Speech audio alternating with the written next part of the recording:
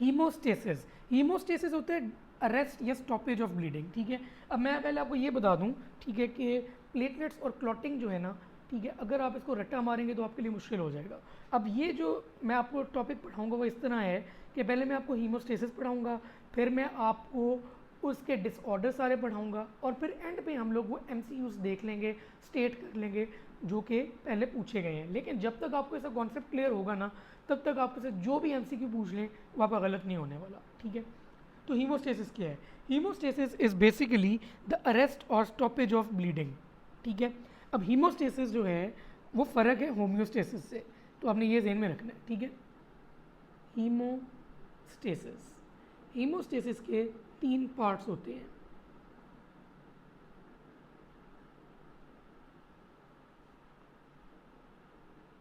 First जो है वो आता है आपके पास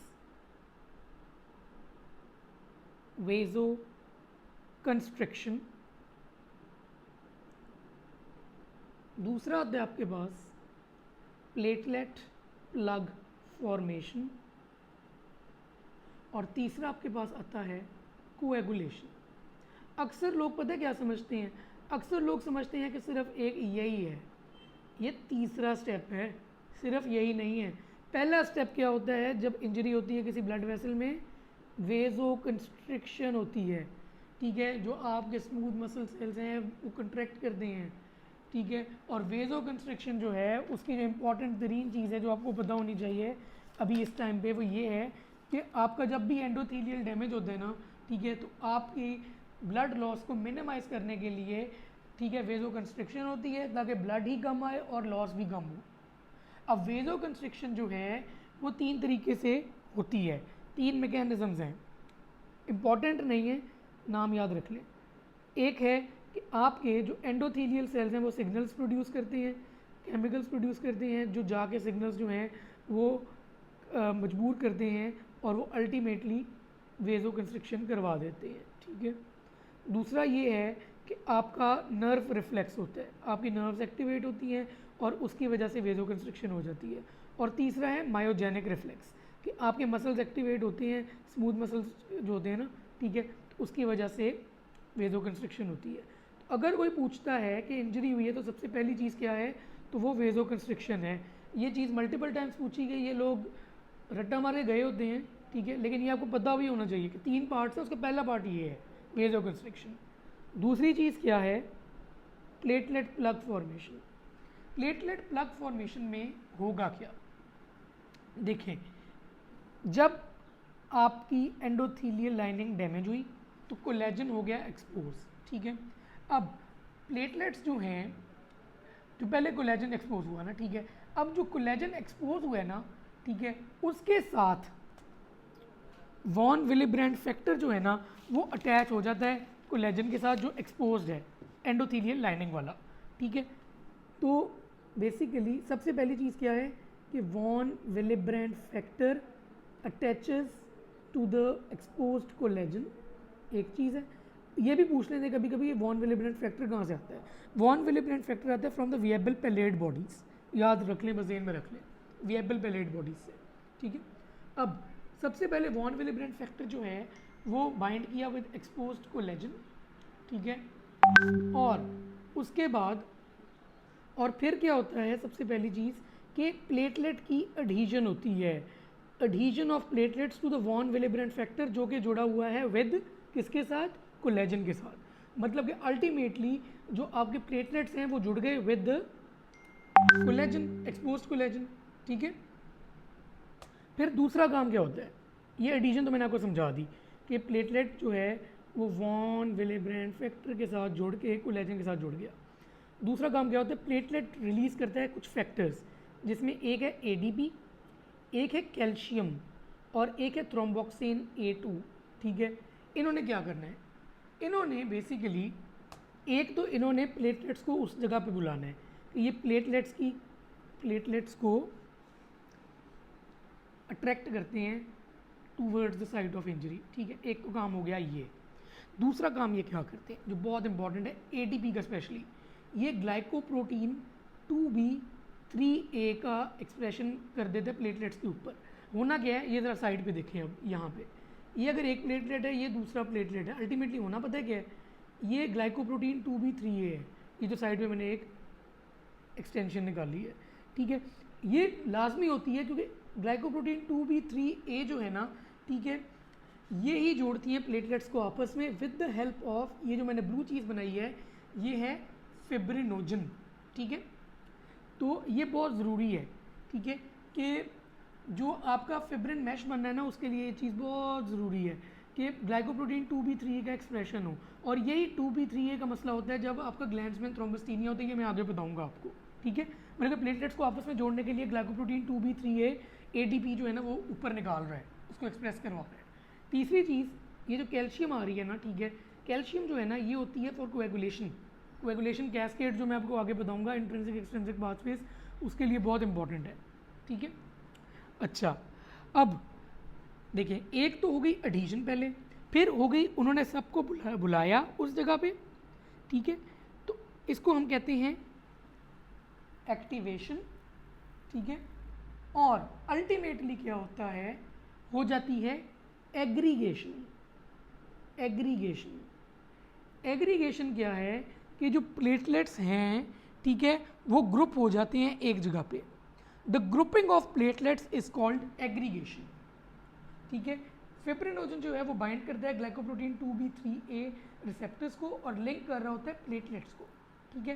तो अल्टीमेटली एक प्लेटलेट प्लग बन गया आपका, एडहीजन हुई, ठीक है, एडहीजन हुई, उनको अट्रैक्ट किया अपनी तरफ, एग्रीगेशन हुई और अल्टीमेटली एग्लूटिनेशन हो गई, क्लम्पिंग हो गई प्लेटलेट्स की together to form the platelet plug, ठीक है।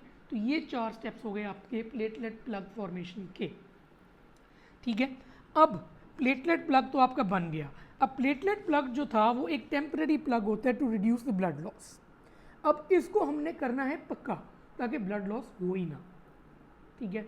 अब उसको पक्का करने का क्या तरीका है, उसको पक्का करने का तरीका ये है कि हम वहाँ पे करेंगे क्लॉटिंग या कोएगुलेशन। कोएगुलेशन जो है, ठीक है, वो तीसरा स्टेप है इन हीमोस्टेसिस, कोएगुलेशन, ठीक है।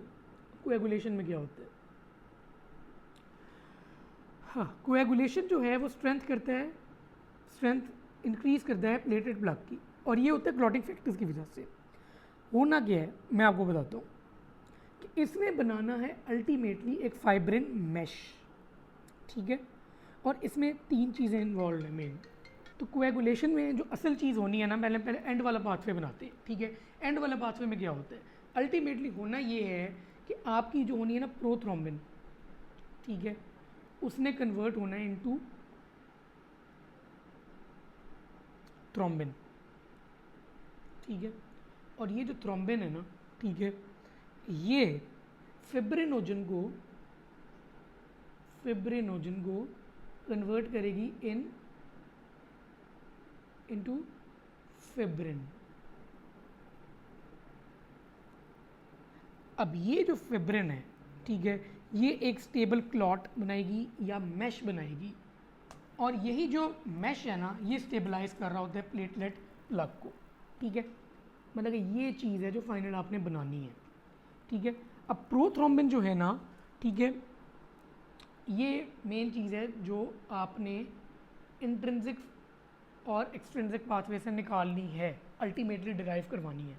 अब 2 पाथवेज हैं, बहुत सुना होगा आपने इसके बारे में, एक है इंट्रिंसिक पाथवे, एक है एक्सट्रिंसिक पाथवे।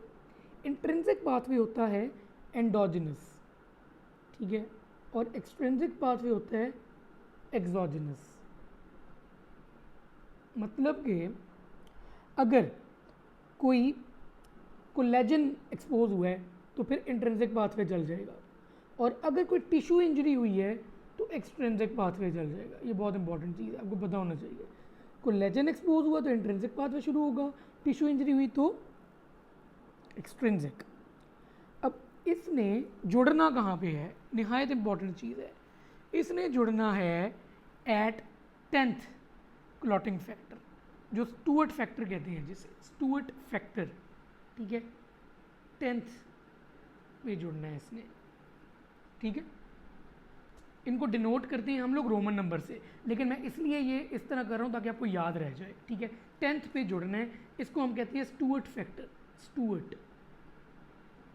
ये बार बार पूछा गया कि एक्सट्रिंसिक और इंट्रिंसिक कहाँ पे जुड़ते हैं, वो जुड़ते हैं स्टुअर्ट फैक्टर पे, ठीक है। जो इंट्रिंसिक पाथवे है ना उसका आप याद रखें बस 9, 12, 11, 9, ठीक है। 12, 11, 9 पहले बार 12th फैक्टर एक्टिवेट होगा, एक्टिवेटेड 12th फैक्टर 11th को एक्टिवेट करेगा, 11th जो है वो 9th को, और 9th जो है वो अल्टीमेटली फिर 10th को एक्टिवेट कर देगा, ठीक है। और एक्सट्रिंसिक जो है उसमें सिर्फ एक ही है 7, 7th जो है वो सीधा 10th को एक्टिवेट कर देगा। 8th एक सप्लीमेंट्री फैक्टर है जो 10th को एक्टिवेट कर रहा होता है, लेकिन बस आपने ये याद रखना है कि एक्सट्रिंसिक में सिर्फ 7th है, ठीक है। इंट्रिंसिक में 12, 11, 9 है, ठीक हो गया। और अल्टीमेटली इन्होंने 10th फैक्टर को एक्टिवेट करना है जो है स्टुअर्ट फैक्टर, ठीक है। जब 10th फैक्टर एक्टिवेट होगा ना, ठीक है, तो इसने अल्टीमेटली प्रोथ्रोम्बिन को थ्रोम्बिन में कन्वर्ट करना है। प्रोथ्रोम्बिन होता है फैक्टर नंबर 2, पूछा कभी नहीं गया लेकिन जेहन में रखें चलें, उसका वो निमोनिक है पूरा आपको याद ही होगा, ठीक है। वो एक फिर देख लें कि फैक्टर के नाम कैसे याद करने हैं, ठीक है। अब प्रोथ्रोम्बिन फैक्टर नंबर 2 है वो थ्रोम्बिन में कन्वर्ट हो गया। थ्रोम्बिन जो है वो अल्टीमेटली फिब्रिनोजन को फिब्रिन में कन्वर्ट करेगा और फिब्रिन आगे मैश बना देगा। देखिए अब आपके सामने है एक्सट्रिंसिक में 7th, इंट्रिंसिक में 12, 11, 9 दोनों मर्ज हो रही हैं एट 10th और अल्टीमेटली फिब्रिन मैश बन रहा है। और फिब्रिन मैश के लिए जो बहुत इंपॉर्टेंट चीज़ थी वो मैंने पीछे भी आपको बताई है, इधर भी मैं आपको बताऊंगा, कैल्शियम। कैल्शियम बहुत इंपॉर्टेंट है, ठीक है। और एक और चीज़ विटामिन के, विटामिन के ने कौन कौन से करने हैं 2, 7, 9, 10, ठीक है। Protein C and protein S, ये जो 2, 7, 9, 10 की बात हो रही है ना, ठीक है, ये जो 2, 7, 9, 10 की बात हो रही है, देख ले 2 ये 7 एक्सट्रिंसिक आ जाता है, 9 इंट्रिंसिक आ जाता है और 10 दोनों में आ जाता है। तो मतलब कि दोनों एक्सट्रिंसिक भी अफेक्ट हो रहा है, इंट्रिंसिक भी अफेक्ट हो रहा है। ये आगे जाके मैं आपको डिटेल बताऊंगा जब वो प्रोथ्रोम्बिन वगैरह की तरफ जाएंगे ना, तो उससे आपको याद हो जाएगा, ठीक है। तो ये थी आपकी पूरी कोएगुलेशन के हीमोस्टेसिस होनी कैसे है, फिर उसके 3 स्टेप्स हैं, वेजोकंस्ट्रिक्शन, प्लेटेड प्लग फॉर्मेशन, कोएगुलेशन और अल्टीमेटली ये वाला सीन हो गया, ठीक है। कैल्शियम बहुत ज़रूरी है, विटामिन के बहुत ज़रूरी है, ठीक है आसान ही, लोग इसको मुश्किल समझते हैं लेकिन एक दफ़ा समझ लेंगे तो भूलेगा नहीं इंशाल्लाह, ठीक हो गया।